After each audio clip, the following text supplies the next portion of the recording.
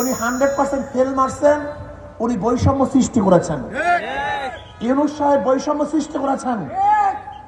ওনার দরকার ছিল ওনার পরিষদ নিয়ে বিদেশে সফর করা। উনি রাজনৈতিক কিছু দলকে নিয়ে বিদেশ সফর করেছেন, তার মানে অন্যান্য দলকে বৃদ্ধাঙ্গুলি দেখিয়েছেন। উনি বৈষম্য করেছেন। উনি এখন আর বৈষম্যহীন নয়, উনি নিরপেক্ষ নয়, উনি অনেক বড় শিক্ষিত, নোবেল প্রাইজ পেয়েছেন, নোবেল বিজয় হয়েছেন শান্তিতে। শান্তিতে বিজয় নোবেল প্রাইজ পেলেও রাষ্ট্র চালনায় উনি গোল আন্ডা পেয়েছেন, উনি জিরো পেয়েছেন। উনি নিরপেক্ষতা রক্ষা করতে পারেন নাই, মারাত্মক ভুল করেছেন উনি। আর কিছু বিয়াকুব জরিপ দালাল জরিপ দেয়, অমুকের এত পার্সেন্ট ভোট, অমুকের এত পার্সেন্ট ভোট। ইসলামী আন্দোলনে কোনো ভোটই নেই, তার মানে কোনো পার্সেন্টেজ নাই। তার মানে এই জরিপগুলি সব ফালতু, এগুলি সব দালালদের জরিপ। ইসলামী আন্দোলন বাংলাদেশ কি চায়? ইসলামী আন্দোলন বাংলাদেশ চায় এমন একটা রাষ্ট্র গঠন করতে যে রাষ্ট্রে বৈষম্য থাকবে না, সবার অধিকার সাম্য হবে, সাম্যতা হবে, মানবিক মর্যাদা বাস্তবায়ন করা হবে। আজকে মানবিক মর্যাদা নাই।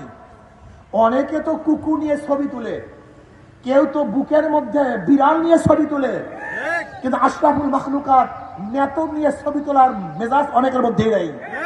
অথচ মেথরটা আশরাফুল মাখলুকাত, আর কুকুরটা জানোয়ার কুকুর। কিন্তু মেথরের কাঁধে হাত দিয়ে আমরা অনেক লিডাররাই ছবি তুলতে পারবো না। একজন চামারের কাঁধে হাত দিয়ে অনেক নেতারাই ছবি তুলতে পারবো না। একজন ঋষি কামার মজদুর জেলে তাসির গলার মধ্যে হাত দিয়ে আমরা অনেকেই ছবি তুলতে পারবো না। কিন্তু কুকুরের কাঁধের মধ্যে হাত দিয়ে অনেকেই ছবি তুলতে পারি, বিড়ালের সাথে অনেকেই ছবি তুলতে পারি, কিন্তু আশরাফুল মাখলুকাত তিনি আমরা অনেকেই ছবি তুলতে পারি না। আমরা ব্যর্থ হয়েছি। ইসলামী হুকুমাত হলে গোটা মানুষের মর্যাদা প্রদান করা হবে। আজকে একজন ঋষি কামার তাঁতি মজদুর শ্রমিকরা ডিসি অফিসে ঢুকলে তাকে কোনো মর্যাদা দেওয়া হয় না। কেন? এর কোনো দাম নেই না। ইসলামী হুকুমাত হলে ও চাষি হোক, ঋষি হোক, কামার হোক, শ্রমিক হোক, সে আশরাফুল মাখলুকাত, অবশ্যই তাকে শ্রদ্ধা সম্মান করতে হবে। ইসলামী আন্দোলন বাংলাদেশ ক্ষমতা আসলে কি হবে?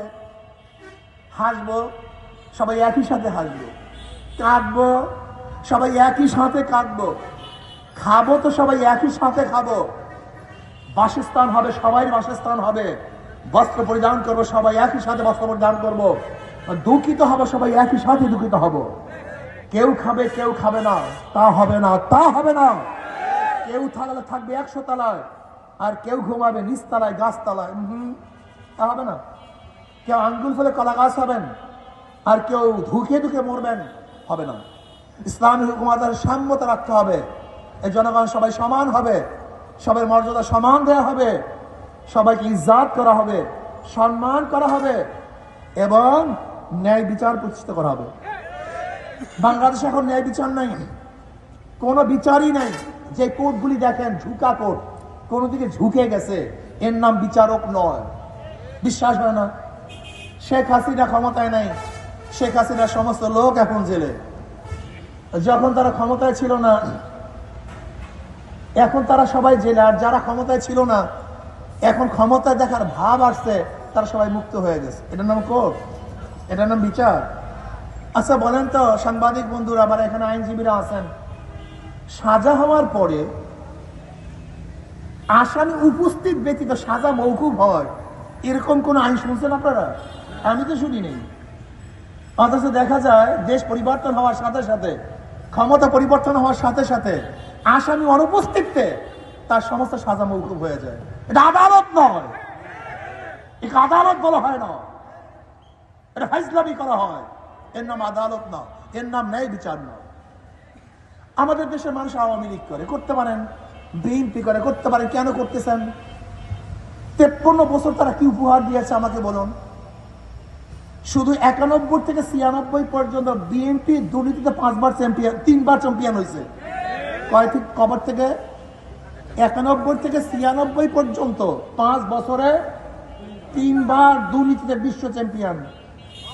2001 থেকে 2006 এর মধ্যে আর একবার, মোট 4বার। আর শেখ হাসিনার জমানায় আর একবার, মোট 5 বার। এই ক্ষমতাসীনরা 5 বার দুর্নীতিতে বেশি চ্যাম্পিয়ন হয়েছে। 28 লক্ষ কোটি টাকা এই আওয়ামী লীগ বিদেশে পাচার করেছে। 28 লক্ষ কোটি, বেশি না।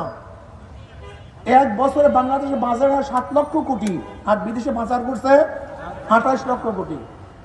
আমাদের দেশে যারা রাজনীতি করে তারা আলাউদ্দিনের চেরাগের চেয়ে মারাত্মক চেরাগ পায়। আলাউদ্দিনের চেরাগে এত টাকা দিতে পারে না, বিশ্বাস হয় না। আপনি বলেন তো, একজন বিসিএস ক্যাডারের শুরুর বেতনটা কত হয় জানেন? মাত্র 22,000 থেকে 35,000 টাকা।